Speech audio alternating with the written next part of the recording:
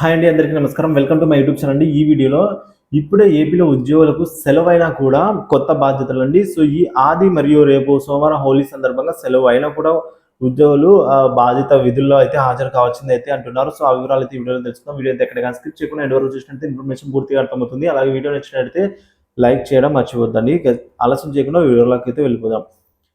సెలవు రోజుల్లోనూ వసూళ్లు చేయాల్సిందే ఆస్తి పన్నుల లక్ష్యంతో సచివాలయ ఉద్యోగులకు ఒత్తిళ్లండి.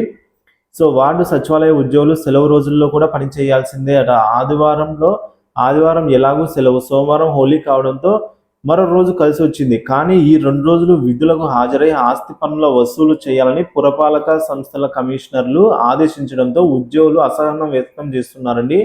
2023-24 ఆర్థిక సంవత్సరం నెలాఖరు ముగియనుండటంతో పట్టణ స్థానిక సంస్థల్లో ఆస్తి పన్నుల బకాయిలతో సహా వసూలు చేస్తూ ఉన్నారు. ఇందులో వార్డు సచివాలయ ఉద్యోగులను భాగస్వామ్యులను చేశారండి. ఈ క్రమంలో ఆదివారం అంటే ఇవాళ రేపు సోమవారం ఉదయం 8 గంటలకి విధులకు హాజరై ఆస్తి పన్నుల వసూలు చేయాలని అయితే కమిషనర్లు ఆదేశించారండి. కడప నగరపాలక సంస్థ కమిషనర్ పేరుతో ఇచ్చిన ఉత్తర్వులు శనివారం ఉద్యోగుల వాట్సాప్ గ్రూపుల్లో కనిపించాయి. సో ఆస్తి పన్నుల వసూళ్లతో పాటు రోజు ఉదయం 8 గంటలకు సాయంత్రం 6 గంటలకు రెవెన్యూ ఆఫీసర్ ఆర్ఓ నిర్వహించే సమీక్షకు హాజరు కావాలని అయితే గుత్తి కమిషనర్ గారు అయితే ఉత్తర్వులు ఇవ్వడం గమనార్హం.